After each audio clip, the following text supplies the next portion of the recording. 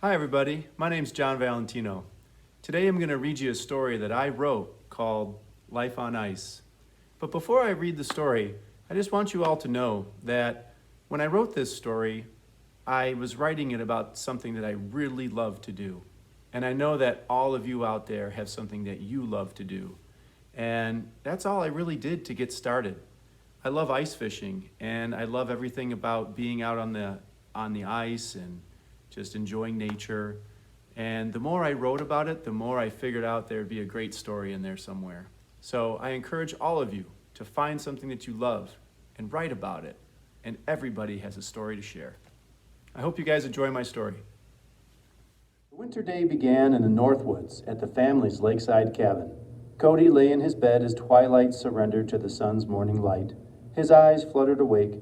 He yawned and stretched out of his slumber. He blinked his eyes a few times, and suddenly they snapped open. Immediately, he remembered that he and his dad were going to do something he had never done before. They were going ice fishing. With a spring in his step, Cody vaulted out of his bed and gracefully launched himself down the stairs and into the kitchen. He dreamt of catching one giant fish after the other as he sauntered over to the kitchen table. On the table, he found a note. It read, "Cody, help yourself to some breakfast. I am outside packing up the four-wheeler. I laid out all the gear you will need to wear for ice fishing. Put it all on layer by layer. It's going to be a cold one out there. Meet me in the garage when you are ready. Love, Dad." Cody gulped down some cereal and started putting on his gear. He shed his pajamas and started sliding into his thick long johns. Next, he unfolded his warmest pair of wool socks, shoved his feet in one at a time, and pulled them up his legs as high as they could reach. After putting on his cozy sweatshirt and sweatpants, he climbed into his coveted thermal coveralls, slung on his shoulder straps, and zipped up to the top of his chest. And finally, he threw on his winter coat, hat, and gloves. He waddled across the room, put on his winter boots, and opened up the door to the garage. Cody was completely unprepared for what he saw.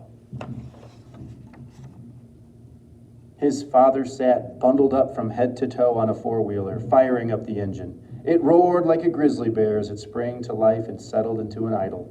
Buckets full of ice fishing poles and various fishing tackle and gear sat on the back of the four-wheeler storage crate. Cody could see a bulky red tent folded and wrapped behind the buckets, with small propane tanks nestled in the nooks. His eyes gazed toward the front of the four-wheeler, and he saw a giant drill laid on its side, tied down with bungee cords. Cody was speechless. "Jump on, Cody," his dad shouted over the loud sound of the engine. Apprehensively, Cody took a few shy steps forward. Perhaps it was the grandeur of the moment, heading out into the snow-covered Northwood morning for his first act of ice fishing. But eventually he obeyed and climbed onto the back of the vehicle and sat down behind his father. Cody's dad waited until Cody was ready. Then he throttled down, and they jolted forward and drove up and over the rolling mounds of snow. Keeping the four-wheeler steady, Cody's dad wheeled around the house and down to the frozen lake. First, Cody and his father drove out onto the massive sheet of ice and headed toward the middle of the lake. Cody held on tightly to his father. He could feel the wheels churning and crunching and the wind pinching at his cheeks as they rambled over the packed snow. Once they arrived at their spot, they took out their snow shovels to push the snow away and cleared a big patch of ice. Then, Cody's dad unstrapped the giant drill. It stood about 4 feet off the ground. There were 2 handlebars on the sides and a little motor on top and a long, twisted length of steel that was built for grinding down into the thick ice.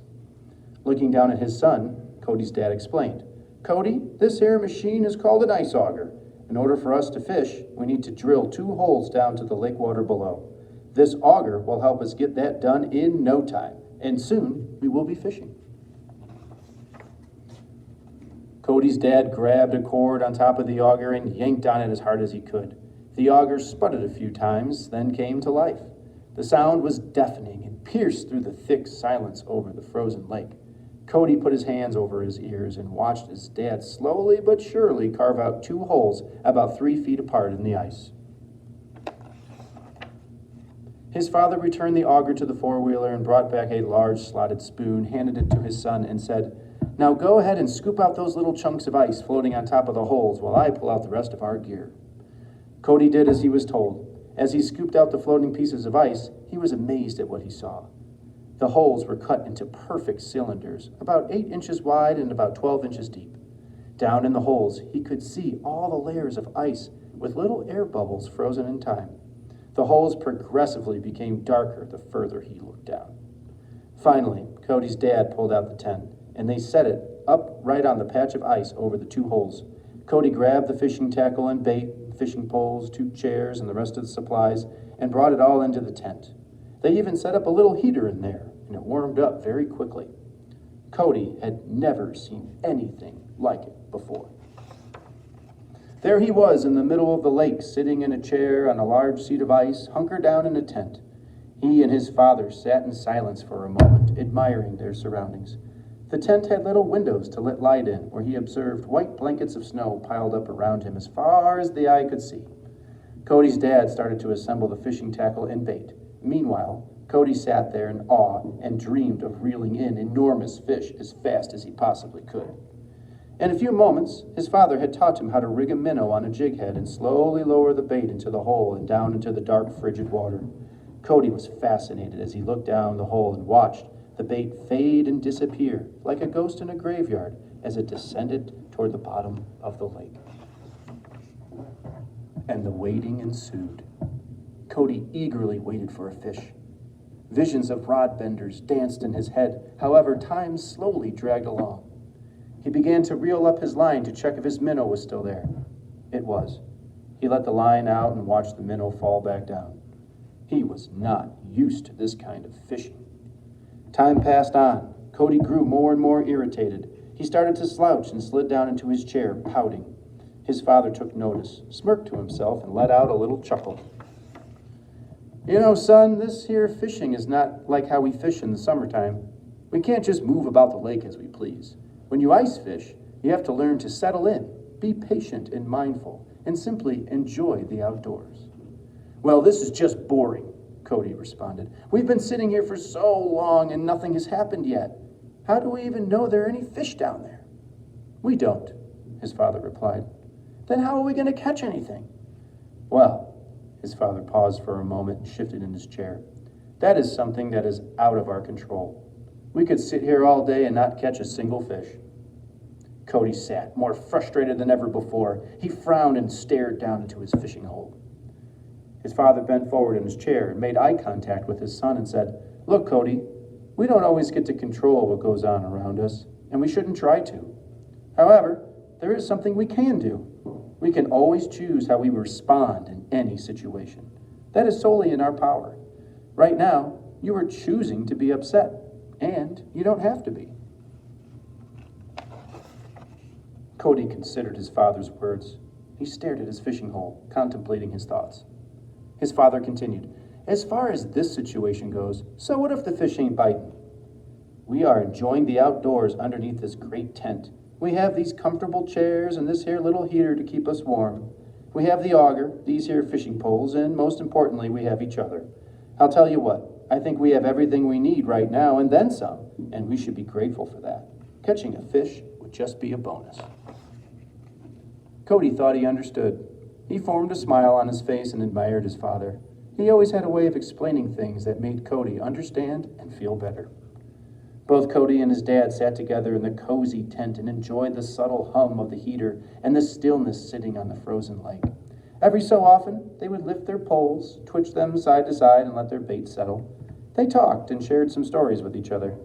Time moved on, but it did with smiles on their faces. Soon, Cody was rewarded for waiting patiently. The tip of his fishing rod began to tremble ever so slightly. At first, he thought his eyes were playing tricks on him, but it trembled again, and this time more deliberately. Cody's dad shouted, "Now, Cody, reel and lift your rod. You have a fish on." Cody reeled in, his hands spinning like a tornado. Lifting his arms with all of his strength, he felt the weight of the fish pulling on the other end of his line. His pole bent down toward the ice beneath his feet, and the fishing line whirred back into the hole as the fish fought ferociously. Excitement burst through him, and a huge smile poured all over his face, much like warm maple syrup over a fresh stack of pancakes. Although he kept reeling in, his line continued to pull back into the dark abyss. Whatever he had on the other end was fighting with all of its might, and Cody shouted with pure joy, "Dad, come help! It's a big one!" Cody's dad quickly reeled up his line. He stood up, steadied himself behind his son, and guided him, as he always did when he had a fish on the line. He calmly coached him through it all, just like his own father had done for him many years ago. Slowly but surely, Cody reeled in the enormous fish. His dad reached down into the hole to help him bring it through the ice. As soon as his fish's head peeked over the hole, Cody could see its long, pointed snout and checkered colored patterns. And he instantly knew what kind of fish it was. His father pulled the huge fish through the hole and carefully placed it down on the ice. Cody had snagged a gargantuan northern pike. Right there in that tent, the two of them stood and celebrated the moment, jumping up and down, shouting and laughing. They hugged each other with pure elation and stared down at the beautiful fish Cody had just caught. Cody's dad beamed. A small tear formed in the corner of his eye and trickled down the side of his cheek. He put his arm around his son, took a deep breath, and said, "This, my boy, is life on ice." And Cody's dad unhooked the fish and held it up for one last look. Then together they carefully placed the magnificent northern pike back into the hole and down to the lake below. The fish slowly wagged its tail and got its bearings. Cody watched it swim down and out of sight. Cody and his dad sat back down and tied on some new bait. They dropped their lines into the holes again and let their minds go with fishing poles in their hands and love in their hearts. Cody learned an important lesson. He learned to focus on what he could control and how he responded to the present moment. He looked at his dad, thankful for his father's advice. He observed the stillness of the tent and breathed in the cold, refreshing winter air. Then he noticed his father's rod tip began to tremble, ever so slightly.